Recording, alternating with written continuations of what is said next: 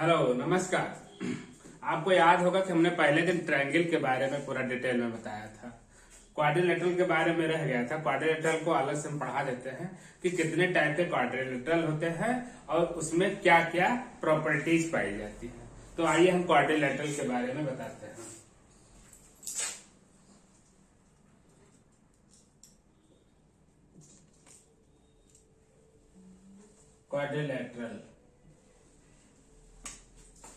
Quadrilateral का मतलब हुआ ऐसा फिगर, ऐसा ज्योमेट्रिकल फिगर जिसमें 4 साइड्स हों।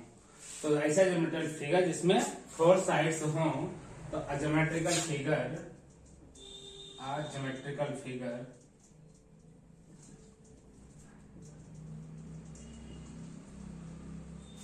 having 4 sides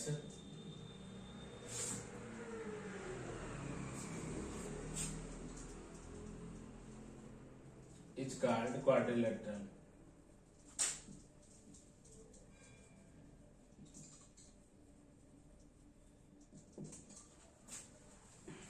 यानी कि ऐसा कुछ हम बना सकते हैं। ये क्वाड्रिलेटरल है। अब क्वाड्रिलेटरल के कितने टाइप होते हैं? Types of quadrilateral. तो सबसे पहले तो एक ही टाइप ले ले, इसमें कोई भी इक्वलिटी ना दिखे, यानी ना तो कोई एंगल इक्वल ना तो कोई साइड इक्वल। ABCD एक चीज ध्यान में है, जब इसकी नेमिंग करें तो एक ऑर्डर में होना चाहिए ABCD या इधर से ABCD। अदरवाइज नाम हम इस तरह नहीं पढ़ेंगे कि अगर हम यहाँ पर D यहाँ लिखते C यहाँ लिखते तो ABDC बोलना पड़ता है। तो यहाँ पर ABCD साइक्लिक ऑर्डर में होना चाहिए। जो पढ़ेंगे तो साइक्लिक ऑर्डर में ही पढ़ेंगे। तो इसमें कोई भी साइड्स इक्वल नहीं है। तो ये सिर्फ क्वाड्रिलेटरल है, इसमें कोई भी वैरायटी नहीं बन के आएगी। इसमें अगर हम बात करें कि एरिया कैसे निकाला जाए, तो इसमें कोई एक डायगोनल मिला दीजिए तो दो ट्रायंगल में बना, इक्वल की बात नहीं होगी। 2 ट्रायंगल में ही डिवाइड हो गया, 2 ट्रायंगल में डिवाइड हो गया। अब अगर हम कहें, अब चाहे हम AC को मिला दें और या BD को मिला दें, कुछ भी कर सकते हैं। तो इसका एरिया निकालने के लिए जो सबसे बढ़िया तरीका है कि एक डायगोनल मिलाया और यहां पर वर्टेक्स से परपेंडिकुलर डाल देंगे। इनके जो और भी हैं यहाँ पर ये पढ़ आ रहा है, इसका नाम देते हैं M, इसका नाम दे देते हैं N। इसके परपेंडिकुलर मिड पॉइंट पर भी नहीं मिलते हैं डायगोनल के, ये भी बात रहे। जब ये इक्वल नहीं है, ये सब स्केलियन ट्रायंगल बनकर तैयार हो रहे हैं, तो इसमें मिड पॉइंट मिलने का कोई मतलब नहीं है। बस एरिया निकालने का यही फार्मूला कि इसमें से एक डायगोनल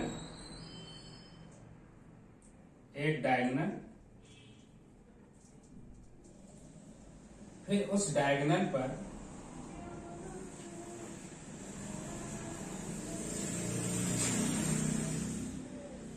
दो एल्टीट्यूड्स या 2 परपेंडिकुलर।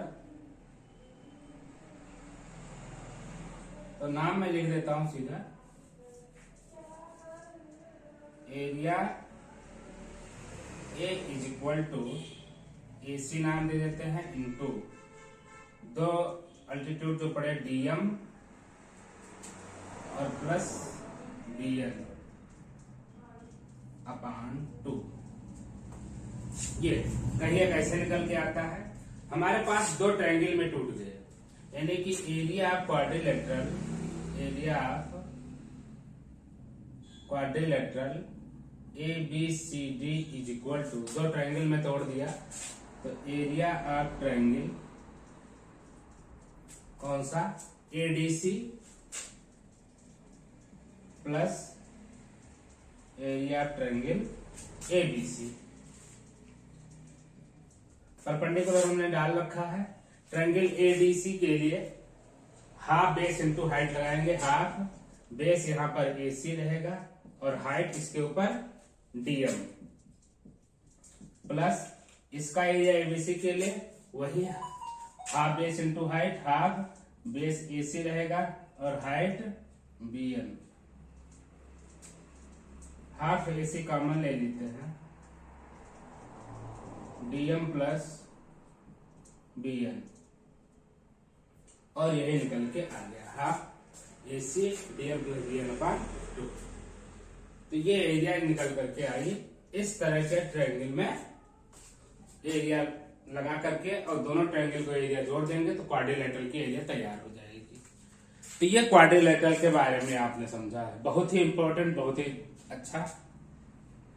इसमें कौन कौन सी साइड दी है, कभी कभी पूछता है कि एक वर्टेक्स से परपेंडिकुलर की डिस्टेंस दी गई है तो दूसरे वर्टेक्स से परपेंडिकुलर डिस्टेंस पूछेगा जब इसका एरिया बता देगा और एक डायगोनल की लेंथ बता देगा। ये सब क्वेश्चन आता है। तो इसमें हमारे पास 1 2 3 क्वांटिटी और एक एरिया, 4 क्वांटिटी हो गई।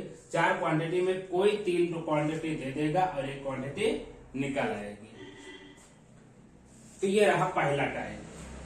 पहला टाइप जब हिंदी में इसको कहते हैं हम विषम बाहु चतुर्भुज, कोई भी साइड इक्वल ना हो। ये पहला टाइप का रहा। दूसरा टाइप हम शुरू करते हैं बताना पैरेललोग्राम से। सबसे बेसिक क्वाड्रिलेटरल वो पैरेललोग्राम से होगा।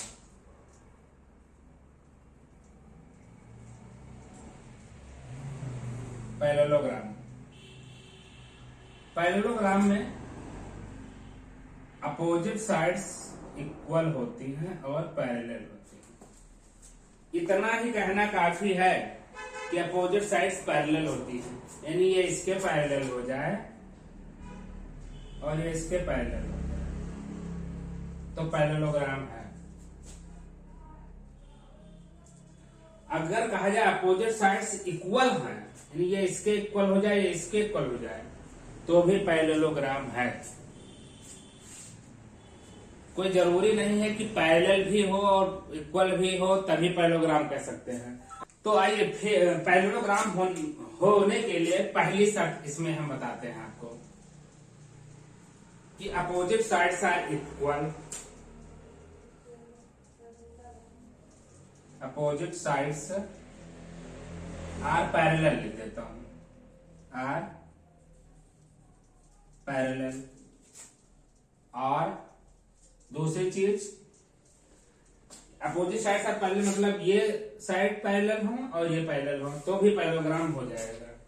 दूसरी चीज अपोजिट साइड्स आर इक्वल, अगर ये इसके इक्वल है ये इसके इक्वल है तो भी पैरेललिटी होगी और वो पैरेललोग्राम होगा। यानी कि opposite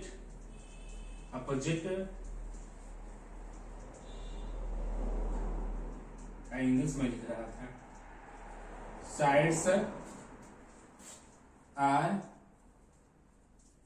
equal.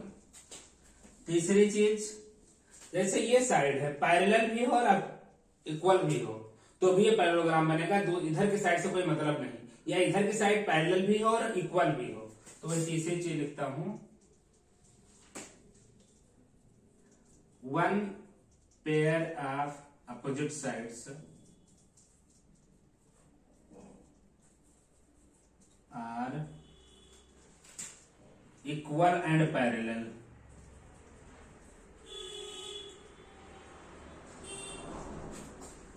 One pair of opposite sides, opposite sides का एक पेयर कोई अगर इक्वल है या पैरेलल है तो भी हो जाएगा। ये कंडीशन हो गई पैरेललिटी, ये तीनों पैरेललोग्राम की कंडीशन हो गई। यानी condition to be a parallelogram, condition to be a parallelogram का यह सिंबल होता है। इस तरह पैरेलल बना के ग्राम ऊपर लिख देते हैं, जीएम पैरेललोग्राम बन जाता है। पैरेललोग्राम की यह कंडीशन होती है। तो यह बहुत ज्यादा जरूरी है कि पैरेललोग्राम के लिए हम क्या क्या चीजें जाने कि पैरेललोग्राम कह सकते हैं। सिर्फ अगर हमारे लिए हम इसका नेमिंग कर दें ABCD तो इसमें अपोजिट साइड्स आर पैरेलल तो हम इसी में लिख देते हैं that is AB parallel to DC and AD parallel to BC अगर ये मालूम है तो भी ये पैरेललोग्राम बनेगा। अपोजिट साइड्स आर इक्वल, इसका मतलब इसमें ये हुआ कि AB is equal to DC and AD is equal to BC। अगर ये अपोजिट साइड्स इक्वल है आपस में तो भी ये पैरेललोग्राम बनेगा। और one pair of opposite sides are equal and parallel, इसका मतलब ये कह रहा है कि if AB equal to DC and AB parallel to DC, ये चीज है। और दूसरा पेज या तो इधर का कोई एक मिल जाए, AD equal to BC, AB is equal to BC, यहां पर से छूट गया,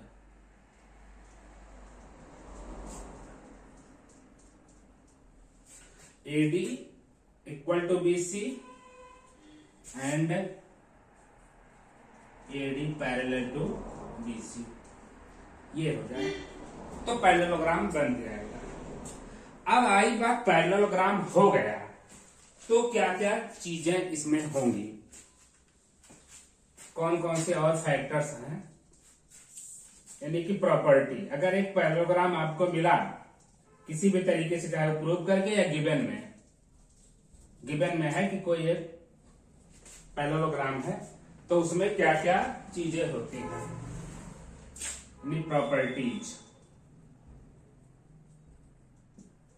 प्रॉपर्टीज ऑफ ए पैरेललोग्राम। पहली चीज कि अपोजिट एंगल्स इक्वल होते हैं, अपोजिट एंगल्स इक्वल होते हैं, ये इसके इक्वल और ये इसके इक्वल। बहुत बड़ी बात, पहली चीज अपोजिट एंगल्स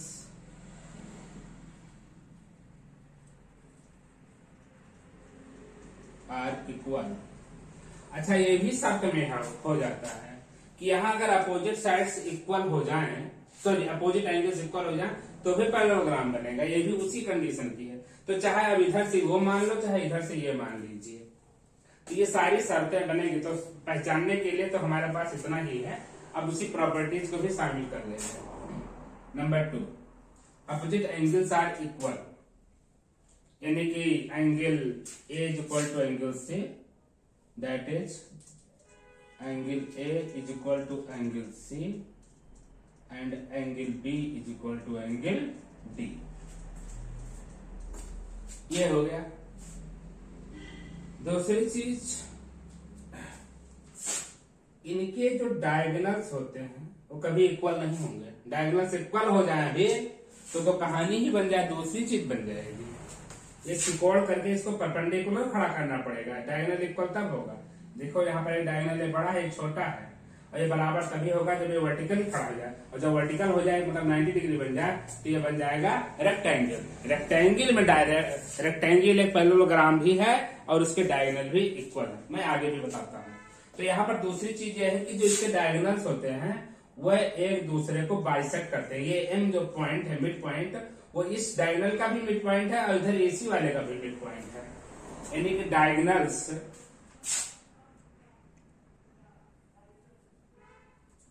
डायगोनल्स लिखो,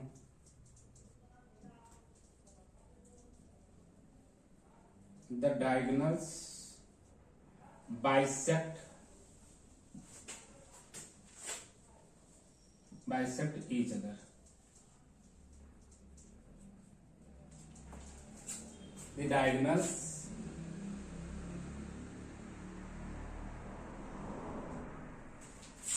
bisect each other. तीसरी चीज, the diagonals bisect each other. और पैरेललोग्राम में क्या होता है, बहुत खास चीज, कि जो डायगोनल होते हैं वो इक्वल ट्रायंगल में डिवाइड करते हैं।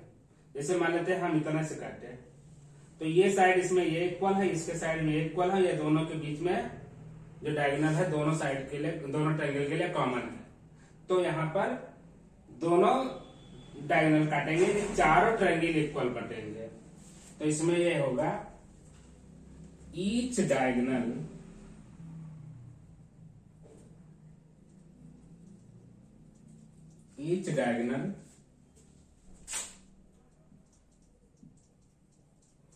bisects the parallelogram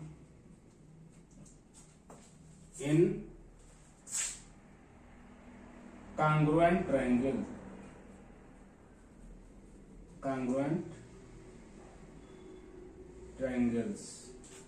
दो कॉन्ग्रुएंट ट्रायंगल में बाइसेक्ट करता है, दो कॉन्ग्रुएंट ट्रायंगल में ये डिवाइड करता है। बाइसेक्ट द कॉन्ग्रुएंट ट्रायंगल यानी कॉन्ग्रुएंट ट्रायंगल होता है। तो ये भी इधर करेगा। कॉन्ग्रुएंट इसलिए लिखा कि इक्वल होगा, यानी एरिया में भी इक्वल होगा और वो दोनों एक दूसरे के आइडेंटिकल भी होंगे, यानी इक्वल होंगे। तो इसीलिए हमने इक्वल नहीं लिखा, कॉन्ग्रुएंट लिखा। कॉन्ग्रुएंट होने से मतलब ये होगा कि जब इक्वल हो तो उसकी एरिया भी इक्वल होगी। मीन्स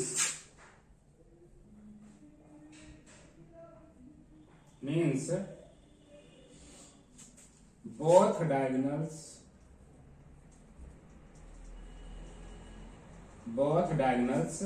दोनों डायगोनल चार इक्वल ट्रायंगल में डिवाइड करते हैं।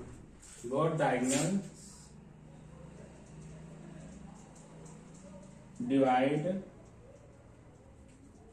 The parallelogram into four equal triangles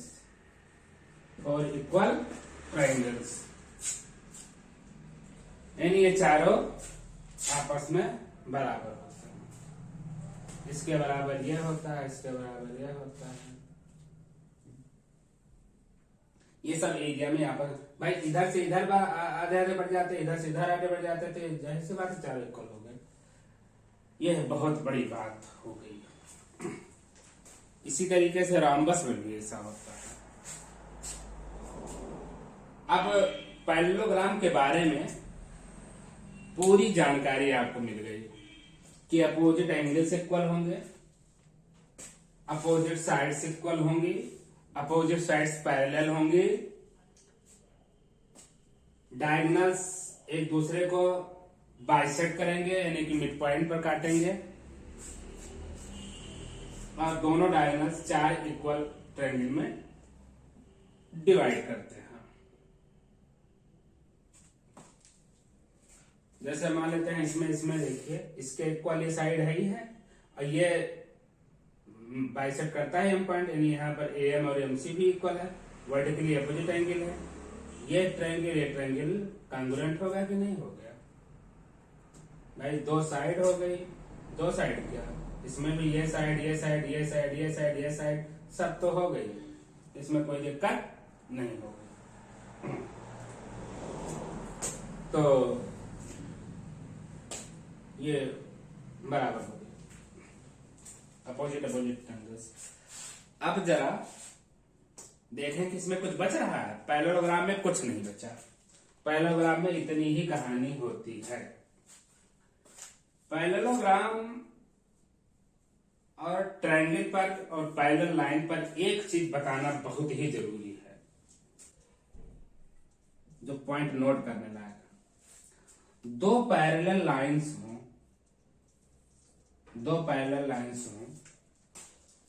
यहां पर बेस एक फिक्स कर लिया जाए, दो पॉइंट लेकर के ए बी।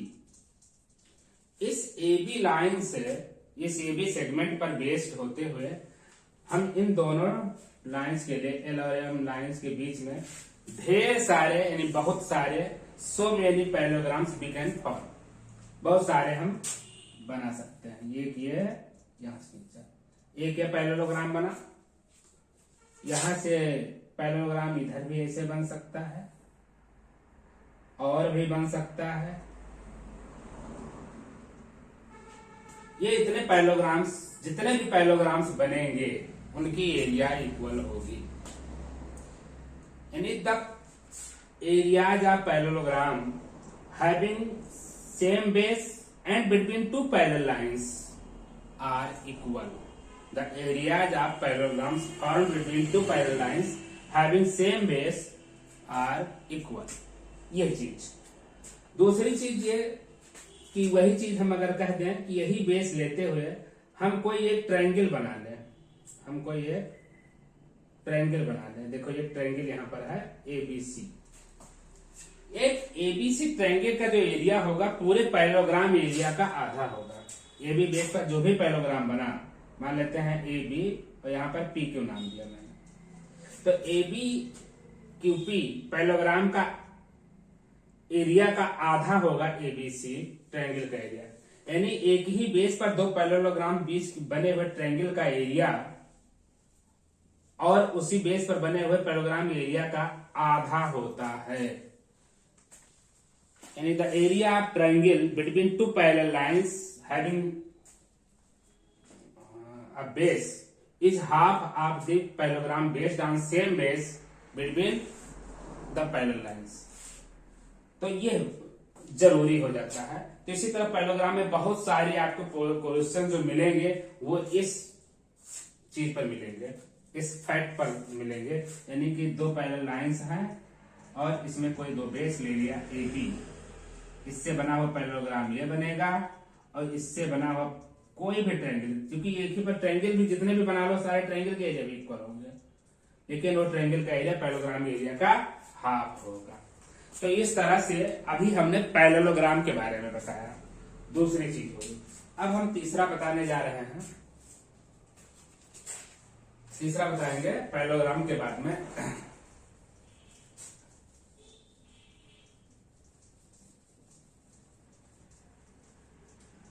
रेक्टेंगल बताते हैं।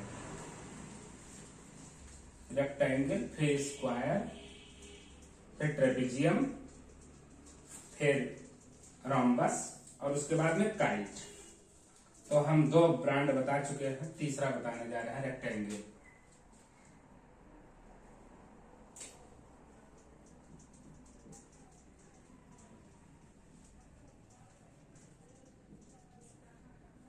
रेक्टेंगल, रेक्टेंगल के डेफिनेशन है कि इसमें सभी एंगल 90 डिग्री के होते हैं। यही इतना काफी है, यही इतना काफी है कि चारों एंगल 90 डिग्री के होते हैं, तो वो स्क्वायर और रेक्टेंगल बना लेगा। अब इसमें लेंथ बड़ी हो ब्रेथ छोटी हो, एक यानी अपोजिट साइड्स अलग अलग बराबर हो, यही रेक्टेंगल अभी स्क्वायर बन जाएगा तो चारों साइड इक्वल हो। तो यानी अगर यहां हम नाम दे देते हैं ए बी सी डी, इसमें चारों एंगल इक्वल हो और अपोजिट साइड्स अलग अलग बराबर हो, तो रेक्टेंगल क्या होते हैं? अपोजिट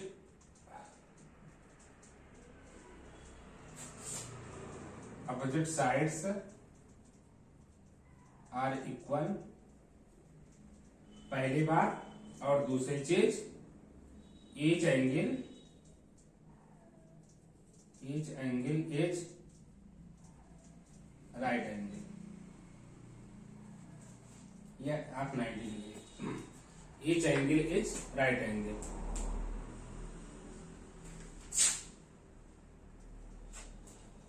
ये चीज एक रेक्टेंगल होने के लिए जरूरी है कि इसमें दोनों का मतलब ये हुआ, means A B is equal to D C हो and A D equal to B C हो and angle A is equal to angle B is equal to angle C is equal to angle D is equal to 90 degree. ये हो गया। अब इसकी property,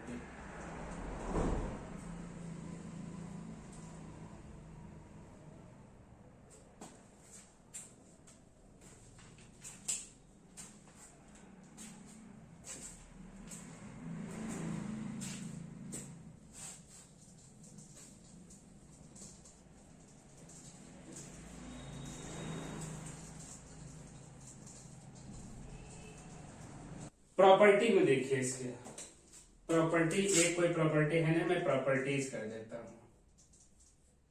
properties,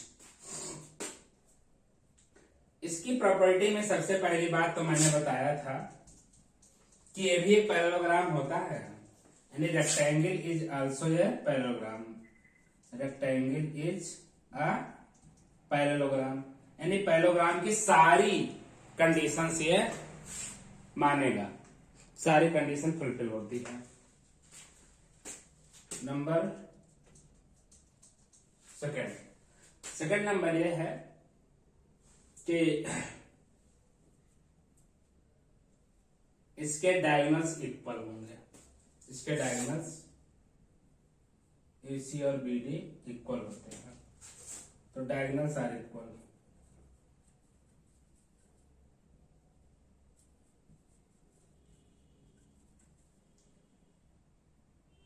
that is AC is equal to BD, diagonal equal होते हैं। इसका मतलब कोई ज्योमेट्रिकल फिगर दिया हुआ है and you have to prove that the given figure is rectangle. Now you have to show if the opposite sides are equal, opposite sides are parallel, दो में से कोई चीज दिखा दीजिए, and both the diagonals are equal, there is no need of showing the each angle of 90 degree. ये ध्यान रहा है कि कोई जरूरी नहीं कि हम पाइथागोरस थ्योरम वहां प्रूव करा के दिखावा 90 डिग्री दिखावा, बस दो डायगोनल्स इक्वल, दोनों डायगोनल्स इक्वल दिखा दीजिए और अपोजिट साइड को पैरेलल या इक्वल दिखाए, क्योंकि पैरेललोग्राम होता है तो अपोजिट साइड पैरेलल हो या इक्वल हो और दोनों डायगोनल इक्वल हो, बस वो रेक्टेंगल हो जाएगा। अब इसी केस में स्क्वायर आता है, नंबर 4 स्क्वायर, क्योंकि मैं इसी में काम बना दूंगा, ज्यादा इसमें लिखना नहीं है। जो स्क्वायर की क्राइटेरिया है वही स्क्वायर की क्राइटेरिया है। स्क्वायर के लिए ABCD, स्क्वायर भी एक पैरेललोग्राम ही होगा। रेक्टेंगल की सारी प्रॉपर्टी है, बस इसमें क्या होता है, लेंथ अलग होती है, ब्रेथ होती है अलग। इसमें लेंथ ब्रेथ सब इक्वल होती है, चारों साइड्स इक्वल होती है। तो स्क्वायर के लिए क्या है, पहली चीज 4 साइड्स आर इक्वल,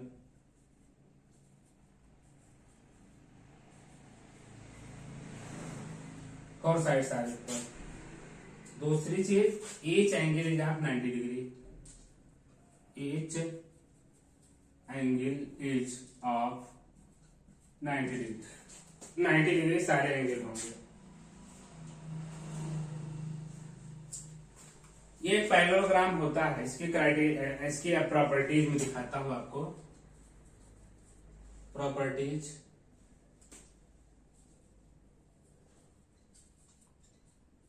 पहली बात तो कि स्क्वायर भी पैरेललोग्राम होता है, स्क्वायर इज अ पैरेललोग्राम, जैसा कि रेक्टेंगल में था। क्यों होता है, जैसे रेक्टेंगल में था कि अपोजिट साइड्स पैरेलल, यानी रेक्टेंगल में भी अपोजिट साइड्स पैरेलल होती है। अपोजिट साइड्स आर इक्वल, यानी रेक्टेंगल में अपोजिट साइड्स इक्वल होती है, तो ये पैरेललोग्राम की कंडीशन हो गई। ईच यहाँ पर अपोजिट एंगल्स इक्वल होते हैं, 90-90 होते हैं, यहाँ भी 90-90। तो अंतर क्या हो जाता पैरेललोग्राम में कि पैरेललोग्राम जब तक बताए थे तब उसमें डायगोनल्स अलग अलग थे, यहाँ पे डायगोनल्स इक्वल हो जाते हैं, यानी वो पैरेललोग्राम जिसमें डायगोनल्स अलग अलग थे, अगर डायगोनल इक्वल हो जाए तो वो रेक्टेंगल बन जाए, यानी rectangle is also a parallelogram. तो अगर रेक्टेंगल की डेफिनेशन बतावें तो rectangle is a parallelogram in which both the diagonals are equal. अब इसमें 90 डिग्री अगर से बोलने की जरूरत ही नहीं पड़ेगी, अगर डायगोनल्स इक्वल होंगे तो वो परपेंडिकुलर ही पड़ेगा करके। इसी तरह स्क्वायर में भी, इसमें भी अपोजिट साइड्स ABDC इक्वल होंगी और पैरेलल होंगी, तो इक्वल तो बताया चारों साइड आपस में है, लेकिन ये इसके पैरेलल है, ये इसके पैरेलल है। दूसरी बात, इसके डायगोनल्स इक्वल हो जाएंगे, 90 डिग्री का हमने बताया, तो प्रॉपर्टी स्क्वायर इज पैरेललोग्राम। और दूसरी चीज diagonals are equal, diagonals are equal, diagonals equal होंगे। और एक चीज देखिए, इसमें क्राइटेरिया छूट गई, इसमें भी 4 इक्वल ट्रायंगल में बढ़ते हैं। इसमें थर्ड चीज लिख देता हूं, रेक्टेंगल में डायगोनल्स, यानी both diagonals divide divide the rectangle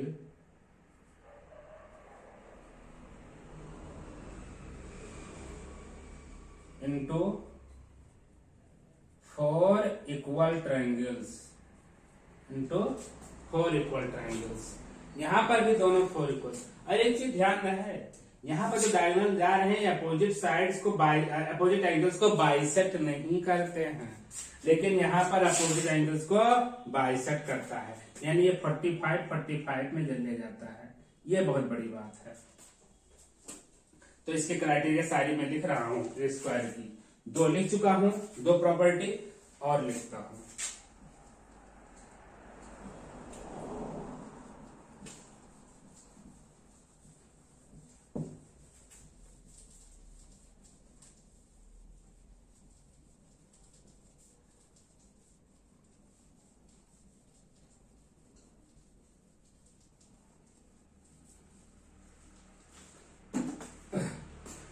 तीसरी प्रॉपर्टी लिखता हूं कि 4 इक्वल ट्रायंगल्स में बांटते हैं, तो बोथ द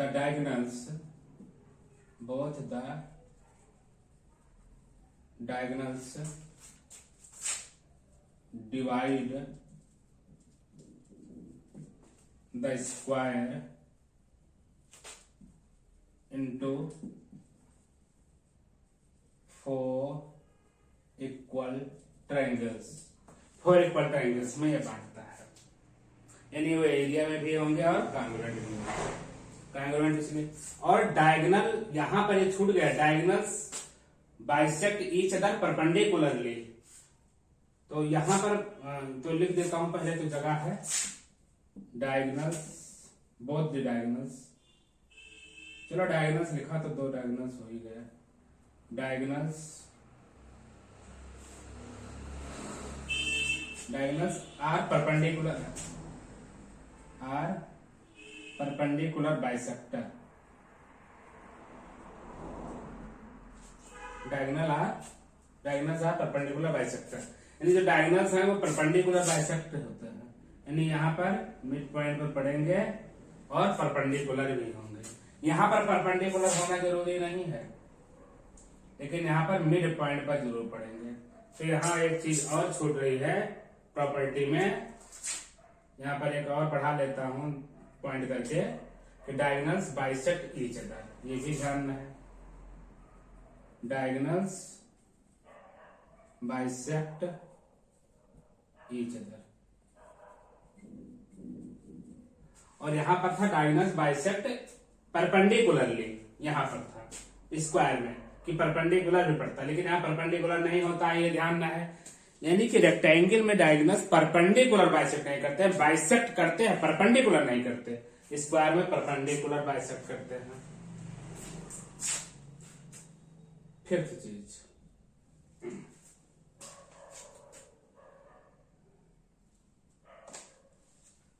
जो डायगोनल्स होते हैं वो अपने एंगल को बाइसेक्ट करते हैं, यानी कि diagonals R angle bisector. Diagonals R angle bisector, angle bisector, यानी कि ये 45 बना देंगे। तो एंगल ADM नाम दे देता हूं यहां पर M point, angle ADM is equal to CDM is equal to 90 degree. इसी तरीके से सब होंगे। तो यह बहुत बड़ी बात है, यानी ये भी यहाँ पर इक्वल बांटेगा 45, यहाँ भी 45, यहाँ भी 45। तो ये रहा स्क्वायर के बारे में और रेक्टेंगल के बारे में। इतनी घनघोर जानकारी होनी चाहिए, एक्यूमुलेटेड सारी चीजें जाननी चाहिए, तभी तो आप कुछ अप्लाई कर पाओगे, तभी आप समझ सकते हैं। क्योंकि लड़कों की विशेष आदत में देखता हूँ, कोई फिगर बना रहता है बिना इसके बेस के लिए, कहते ये तो इसके इक्वल होगा, क्यों होगा, गिवन है क्या, या ऐसा कुछ प्रूव किया है क्या, कि वो opposite sides of the right angle है क्या, अपोजिट साइड्स ऑफ स्क्वायर है क्या, या अपोजिट साइड्स ऑफ पैरेललोग्राम है क्या। अगर ये तीनों चीज में से मालूम नहीं है तो ऐसा नहीं कह सकते तो लड़के कहते हैं देखने में लग रहा है ऐसा, तो ऐसा देखने से नहीं लगता है, गिवन हो कंडीशन तभी। यानी अगर कह दिया जाए कि एबीसीडी रेक्टेंगल है तो इतनी सारी चीजें हम उसके बारे में जानते हैं जो भी मिटा दिया। हाँ, और अगर स्क्वायर के बारे में एबीसीडी स्क्वायर है तो इतनी चीजें हम जानते हैं, इतना हम उसमें से कुछ भी ले सकते हैं जितनी हमें जरूरत हो, लेकिन इससे इतर यानी इससे अलग हम कुछ नहीं ले सकते। क्यों? वो गलत हो जाएगा। अब स्क्वायर के बाद बात आएगी ट्रेपेजियम की।